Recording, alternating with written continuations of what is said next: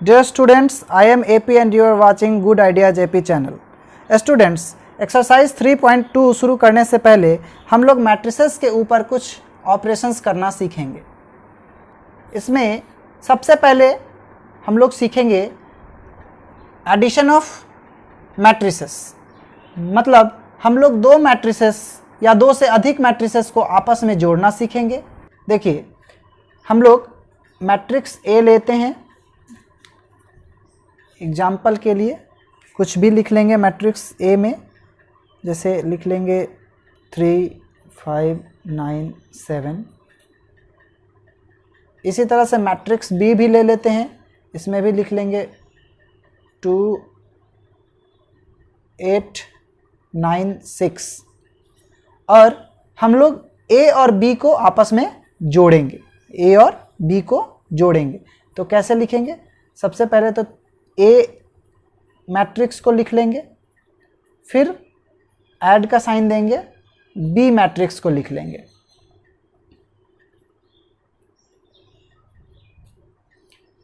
फिर हम लोग कोरेस्पॉन्डिंग एलिमेंट को ए आई जे से बी आई जे को हम लोग ऐड करेंगे। तो सबसे पहले हमारा A11 B11 आपस में जुड़ेगा। तो A11 में क्या है? 3 है, प्लस B11 क्या है? 2 है। इसी तरह से A12 क्या है? 5, B12 क्या है? 8, A21 क्या है? 9, B21 क्या है? 9, A22 क्या है? 7, B22 क्या है? 6। और ये हमारा A प्लस बी, फिर इज इक्वल टू हमारा क्या होगा? तो इसका आंसर होगा 5 13 18 13। ये हमारा A प्लस बी। तो देखा आपने कैसे दो मैट्रिसेस को आपस में हम लोग जोड़ते हैं। अब इस पे ढेर सारे एग्जाम्पल हमारे बुक में दिए गए हैं, आप वहाँ से करके देखिए। अब इसके बाद नेक्स्ट है हमारा डिफरेंस ऑफ मैट्रिसेस, मतलब दो मैट्रिक्स को हम लोग आपस में घटाना सीखेंगे। सेम प्रोसेस रहेगा, जैसा हमने जोड़ा है वैसा ही घटाएंगे। कैसे घटाएंगे?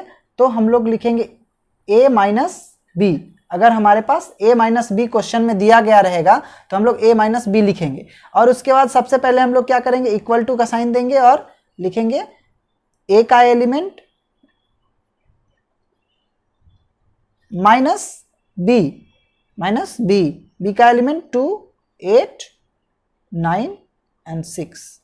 और हम लोग क्या करेंगे? फिर से इक्वल टू का साइन देंगे और लिखेंगे कोरेस्पॉन्डिंग एलिमेंट को आपस में घटाएंगे। 3 माइनस 2, 5 माइनस 8, 9 माइनस 9, 7 माइनस 6। और हमारा यहाँ पे सब्ट्रैक्ट होकर के क्या मिलेगा? 1, यहाँ पे मिलेगा माइनस 3, यहाँ पे मिलेगा 0 और यहाँ भी माइनस 1। और ये हमारा आंसर हो जाएगा। नेक्स्ट है हमारा तीसरा, multiplication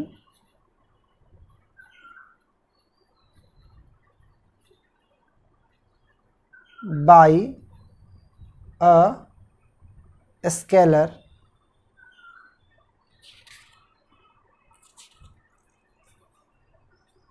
multiplication bye a scalar, मतलब किसी भी मैट्रिक्स में यदि हम किसी स्केलर से मल्टीप्लाई करें तो कैसे करें? तो इसके लिए एग्जाम्पल में हम लोग मैट्रिक्स ए ले लेते हैं और इसको मल्टीप्लाई करते हैं के से। मान लीजिए कोई स्केलर के है और हम लोग को फाइंड करना है, फाइंड के ए। तो कैसे फाइंड करेंगे? तो इसके लिए हम लोग को इक्वल टू का साइन देना होगा, के लिखना पड़ेगा और जो भी हमारा मैट्रिक्स ए है उसको लिखना पड़ेगा 3 5 9 7। और हमारा आंसर निकल के आ जाएगा 3k 5k 9k and 7k। Very simple. इसी तरह से अब के जगह पे कोई भी नंबर हो सकता है। जैसे एग्जाम्पल में एक और ले लीजिए, हमारा कोई a है, a बराबर लिखा है 2 -5 6 8 और निकालना है 5a। 5a is equal to क्या करेंगे, 5 लिखेंगे, 2 - 5 6 8 इक्वल टू 5 2 जा 10, 5 5 जा 25 -25, 5 6 जा 30, 5 8 जा 40 और ये हमारा A5A निकल के आ गया। तो हमने देखा क्या क्या सीखे अभी तक। हम लोग सीख चुके हैं कि दो मैट्रिक्स को आपस में कैसे जोड़ते हैं, दो मैट्रिक्स को आपस में कैसे घटाते हैं, किसी भी स्केलर क्वांटिटी से किसी मैट्रिक्स में कैसे मल्टीप्लाई करते हैं। प्रॉपर्टीज ऑफ मैट्रिक्स एडिशन, इसमें क्या है कि हम लोग दो मैट्रिक्स को जोड़ते हैं तो उसके लिए कुछ स्पेशल प्रॉपर्टीज हैं जिसको मैट्रिक्स का एडिशन शो करता है। तो हम लोग वो प्रॉपर्टीज स्टडी करेंगे। सबसे पहले हमारा है नंबर 1 कम्यूटेटिव लॉ।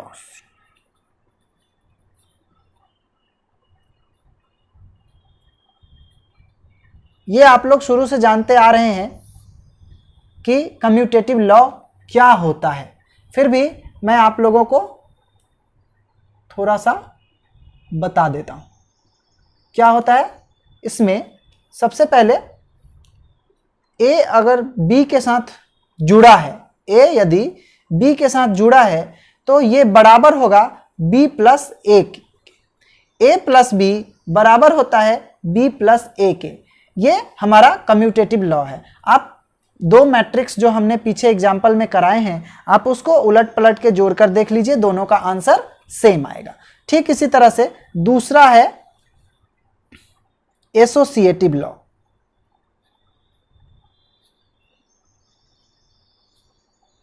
इसमें क्या होता है कि आप a प्लस बी के बाद कोई तीसरा मैट्रिक्स C को जोड़ें तो इक्वल होता है a प्लस बी प्लस सी के।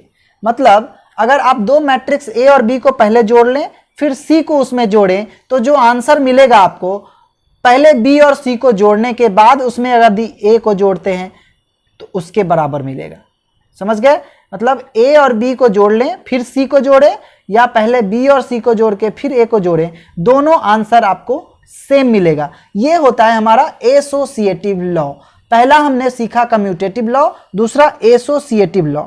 इसके बाद हम लोग स्केलर से जो मल्टीप्लिकेशन होता है उसके लिए कुछ प्रॉपर्टीज देखते हैं। डियर स्टूडेंट्स, सबसे पहले हम लोग इस तरह से हम लोग पहले से पढ़ते आ रहे हैं 9th 10th में भी कि किसी भी नंबर से अगर दो जुड़ रहे हैं, दो नंबर, और उसमें किसी नंबर से मल्टीप्लाई करना है तो हम लोग इसको इस तरह से लिख सकते हैं के ए प्लस के बी। ठीक इसी तरह से हमारे मैट्रिसेस में भी यही रूल होता है कि अगर आप चाहें तो दोनों को जोड़ के और उसके बाद किसी स्केलर नंबर से मल्टीप्लाई करें या दोनों को अलग अलग मल्टीप्लाई कर दें पहले स्केलर से और उसके बाद दोनों को जोड़े, आपको आंसर दोनों का सेम मिलेगा। दूसरा हमारा प्रॉपर्टी है स्केलर से मल्टीप्लिकेशन का। इसमें है अगर कोई दो स्केलर क्वांटिटी है और उसमें मल्टीप्लाई कर रहे हैं किसी मैट्रिक्स को, तो उसके लिए हम लोग अलग अलग क्वांटिटी को उस मैट्रिक्स के साथ मल्टीप्लाई करके और आपस में जोड़ दें तो दोनों सेम होगा। यहाँ पे देखिए k और l है, k प्लस l को जोड़कर हम a में मल्टीप्लाई करें या पहले k से a में मल्टीप्लाई कर दें फिर l से a में मल्टीप्लाई कर दें और फिर आपस में जोड़ दें, दोनों हमारा सेम होगा। अब नेक्स्ट ऑपरेशन जो हमारा है इसमें मल्टीप्लिकेशन ऑफ मैट्रिसेस है। मतलब हम लोग दो मैट्रिसेस को आपस में मल्टीप्लाई करना सीखेंगे। इसमें क्या होता है देखिएगा, मैट्रिक्स A है एंड B है,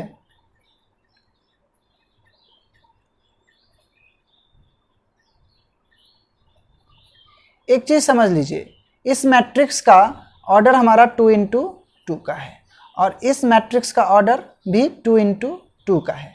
तो एक चीज आपको समझना पड़ेगा कि दो मैट्रिसेस आपस में मल्टीप्लाई तभी होगा जब पहले का कॉल्यूम दूसरे के नंबर ऑफ रो के बराबर हो।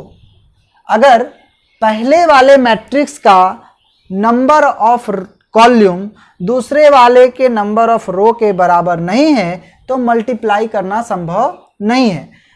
दूसरा, अगर इसका जो रिजल्ट आएगा उस मैट्रिक्स का जो ऑर्डर होगा, पहले वाले का रो इसका रो होगा और दूसरे वाले का कॉलम इसका कॉलम होगा। मतलब आप समझ लीजिए कि मैट्रिक्स में दो मैट्रिक्स को आपस में गुना करते हैं तो गुना करने के लिए पहले वाले का कॉलम दूसरे वाले के रो के बराबर होना चाहिए। पहले वाले का कॉलम दूसरे वाले के रो के बराबर होना चाहिए। इसके बाद आपको जो आंसर मिलेगा उसमें जो मैट्रिक्स होगा उसका जो ऑर्डर होगा हमारा, पहले वाले रो का जो नंबर होगा वो जो आंसर होगा उसका रो उतना ही होगा और दूसरे वाले का कॉलम जितना होगा उतना ही कॉलम भी आंसर का होगा। समझ गए? देखिए, पहले वाले का कॉलम दूसरे वाले के रो के बराबर होगा तो मल्टीप्लिकेशन होगा और जो मल्टीप्लिकेशन के बाद रिजल्ट मिलेगा उसमें आंसर वाले का जो ऑर्डर होगा उसमें पहले वाले मैट्रिक्स का रो और दूसरे वाले मैट्रिक्स का कॉलम जितना होगा उतना ही उसका ऑर्डर होगा। तो शुरू करते हैं कैसे मल्टीप्लाई करेंगे। सबसे पहले हम लोग फर्स्ट रो को दूसरे वाले मैट्रिक्स के फर्स्ट कॉलम से मल्टीप्लाई करते हैं और कोरेस्पोंडिंग एलिमेंट को ही मल्टीप्लाई करेंगे और बाकी दूसरे एलिमेंट को फिर से दूसरे एलिमेंट्स के साथ मल्टीप्लाई करके जोड़ते हैं। तो हमारा यहाँ पे आएगा 3 इंटू 2 प्लस 5 इंटू 9। फिर फर्स्ट रो का दूसरे कॉलम के साथ सिमिलरली मल्टीप्लाई होगा 3 इंटू 8 एंड प्लस का साइन होगा 5 इंटू 6। ये फर्स्ट रो कंप्लीट हुआ। सेकेंड रो हमारा मल्टीप्लिकेशन में होगा। सेकेंड रो और फर्स्ट कॉलम को मल्टीप्लाई करेंगे 9 इंटू 2 फिर 7 इंटू 9 प्लस 7 इंटू 9। फिर इसके बाद फर्स्ट रो को सेकेंड कॉलम के साथ as it is 9 into 8 plus 7 into 6 और ये हमारा रिजल्टेंट हो जाएगा a इंटू बी। क्या निकाल रहे हैं हम लोग? a इंटू बी निकाल रहे हैं। a इंटू बी हमारा आएगा 6 प्लस 45 9 18 9 2 जा 18 63। Next 24 plus 30 72 42। ये फिर इक्वल टू आएगा हमारा 51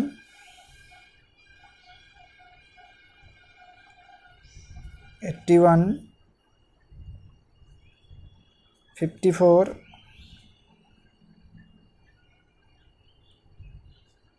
114। ये हमारा आंसर हो गया। ये दो मैट्रिक्स को आपस में मल्टीप्लाई करने का तरीका है। आपने अगर नहीं समझा तो एक बार फिर से वीडियो को पीछे करके देख लीजिए। इसके बाद है एक एग्जाम्पल और लेके देख लेते हैं। a 1 2 3 b 2 4 6। देखिए इसका जो है मैट्रिक्स 1 इंटू 3 है और इसका 3 इंटू 1 है। और हमने क्या कहा, पहले वाले का कॉलम दूसरे वाले के रो के बराबर होगा तभी मल्टीप्लिकेशन संभव है। तो हमने देखा कि इसमें जितने कॉलम है इसमें उतने ही रो है। अब इससे मल्टीप्लाई हम कर सकते हैं। तो देखिए, और आंसर जो आएगा पहले वाले का रो इसका नंबर ऑफ रो देगा और दूसरे वाले का कॉलम इसका नंबर ऑफ कॉलम देगा। तो यानी कि 1 इंटू 1 का मैट्रिक्स हमको आंसर में मिलेगा। इसके लिए हम लोग मल्टीप्लाई करके पहले देखते हैं। फर्स्ट रो को फर्स्ट कॉलम के साथ मल्टीप्लाई करते हैं, कोरेस्पॉन्डिंग एलिमेंट को, और आपस में बीच में जोड़ते जाते हैं। 1 से 2 में मल्टीप्लाई होगा, 1 इंटू 2, प्लस का साइन देंगे 2 इंटू 4, प्लस का साइन देंगे 3 इंटू 6। अब आपको एक चीज देखना है कि फर्स्ट रो फर्स्ट कॉलम में हो गया, लेकिन फर्स्ट रो सेकंड कॉलम नहीं है, इसलिए सेकंड कॉलम में मल्टीप्लाई नहीं कर सकते हैं। कैसे करेंगे, है ही नहीं। तो हमारा आंसर आएगा 2 प्लस 8 प्लस 16, नहीं सॉरी 18, 10, आंसर हो गया हमारा 28। ये 1 इंटू 1 का मैट्रिक्स हो गया कि नहीं। देखिए हमने पहले ही ऑर्डर निकाल लिया था कि जो हमारा आंसर मिलेगा उसका क्या ऑर्डर होगा ये। तो चलिए एक और एग्जांपल देख लेते हैं हम लोग। इसमें दो मैट्रिक्स को आपस में मल्टीप्लाई करेंगे। देखिए इसका ऑर्डर कितना है, 3 रो 3 रोज 2 कॉलम्स। इसके हैं 2 रोज 4 कॉलम्स, 1 2 3 4। इसका कॉलम इसके रो के बराबर है, मल्टीप्लिकेशन होगा। अगर नहीं होता तो मल्टीप्लिकेशन नहीं हो पाता। इसके लिए देखिए नेक्स्ट क्या स्टेप हम लोग लिखेंगे, a इंटू बी बराबर लिखेंगे। फर्स्ट रो को फर्स्ट कॉलम के साथ मल्टीप्लाई करेंगे, कोरेस्पॉन्डिंग एलिमेंट को मल्टीप्लाई करेंगे और बीच में ऐड का साइन लगाएंगे। 1 इंटू 1 1 और 1 into 3 into 2 plus 6। 1 in first row first column हो गया, फर्स्ट रो सेकेंड कॉलम करेंगे। 1 इंटू 2 2, 3 इंटू 0 0 प्लस में होगा। फिर फर्स्ट रो को थर्ड कॉलम के साथ 3 एंड 3 टू जा 6, माइनस 6 हो जाएगा यहाँ। फिर इसको -4 और +3। नाउ सेकेंड रो को फर्स्ट कॉलम के साथ और नीचे लिखेंगे, तो हमारा 0 into 1 0, 2 into 2 4 plus 4, 0 into 2 0, 2 into 0 0, 0 into 3 0, 2 into -2 -4, 0 into -4 0, 2 into 1 +2। फिर इसी तरह से थर्ड रो को first column second column third column और फोर्थ कॉलम। देखिए कैसे होगा, तो -1 से -1 में -1 आएगा, 4 से 2 में 8 प्लस 8 हो जाएगा, -1 से 2 में -2, 4 से 0 में +0, -1 से 3 में -3, 4 से -2 में कितना होगा, 4 टू जा -8, 4 -1 से -4 में 4, 4 से 1 में +4, और ये हमारा मल्टीप्लिकेशन हो गया। तो आंसर लिखेंगे A B is equal to, देखिए अब देखिए जो आंसर आएगा उसका हम लोग यहाँ पे पहले ही ऑर्डर लिख लेते हैं। फर्स्ट रो का फर्स्ट कॉलम का रो 3 और सेकंड मैट्रिक्स का कॉलम 4, यही ऑर्डर हमारा मिला। देखिए 3 इंटू 4 का मैट्रिक्स हमको फाइंड हुआ, 7 2 -3 -1 4 0 -4 2 7 -2 -11 8। ये देखिए कितना इंटू कितना है, 3 इंटू 4। अब नेक्स्ट आएगा हमारा properties of multiplication of matrices. अब दो मैट्रिसेस को आपस में गुना करते हैं तो उसके लिए कुछ खास प्रॉपर्टीज मल्टीप्लिकेशन शो करता है। इसमें सबसे पहला हमारा है एसोसिएटिव लॉ। एसोसिएटिव लॉ में क्या होता है, अगर हम लोग ए को बी से मल्टीप्लाई करें फिर सी से करना है, फिर अगर हम ए को एज इट इज रहने दें, पहले बी और सी को मल्टीप्लाई करके लिखें और फिर हम लोग ए में बी इंटू सी से मल्टीप्लाई करें, तो जो इधर आंसर आएगा वो भी वही आंसर इधर भी मिलेगा। दोनों पार्ट में हमको आंसर सेम मिलेगा। इसको हम लोग एसोसिएटिव लॉ कहेंगे मल्टीप्लिकेशन के लिए। दूसरा हमारा है distributive law.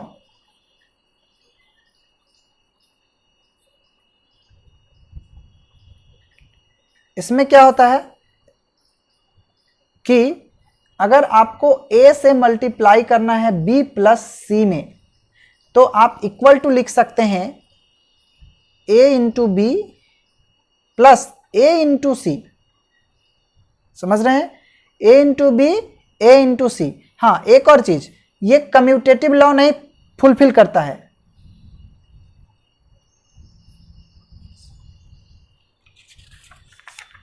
Commutative law fulfil नहीं करता है। इसमें कम्यूटेटिव लॉ फुलफिल नहीं करने का मतलब समझ रहे हैं आप, कि अगर a इंटू बी करें और बराबर b इंटू ए करें तो ये कभी नहीं होगा, ये गलत हो जाएगा। इसमें आपको a इंटू बी और b इंटू ए एक जैसा नहीं होता है। इसलिए यहाँ पे देखेंगे आप कि अगर आप BC से मल्टीप्लाई करने के बाद इधर अगर A को मल्टीप्लाई कर दें तो ये आंसर इसके जैसा नहीं आएगा, लेकिन अगर पहले इधर A रखें फिर BC को रखें और फिर आपस में मल्टीप्लाई करें तो दोनों सेम आएगा आंसर। ये हमारा सारा मल्टीप्लिकेशन, एडिशन, सब्ट्रैक्शन, स्केलर से मल्टीप्लिकेशन हम लोग सब कुछ सीख गए। इसके बाद अगर हम लोग किसी आइडेंटिटी मैट्रिक्स से किसी भी मैट्रिक्स में मल्टीप्लाई करते हैं तो उसका वैल्यू जिस मैट्रिक्स में मल्टीप्लाई करते हैं उसी के बराबर रहता है। आइडेंटिटी मैट्रिक्स मल्टीप्लिकेटिव आइडेंटिटी के रूप में जाना जाता है। इसलिए आइडेंटिटी मैट्रिक्स को अगर किसी मैट्रिक्स A से मल्टीप्लाई करे तो हमारा मैट्रिक्स A ही मिलेगा। A इंटू आई बराबर A। ये वीडियो यहीं हम लोग समाप्त करते हैं। आपको मेरा वीडियो कैसा लग रहा है आप लिख करके कमेंट में बताइए। अगर आपको ये वीडियो अच्छा लग रहा है तो लाइक कर दीजिएगा और हमारे चैनल को सब्सक्राइब करिए, बेल आइकन को ज़रूर दबाइएगा, जिससे कि आपको नए वीडियोज़ के नोटिफिकेशन मिलते रहेंगे।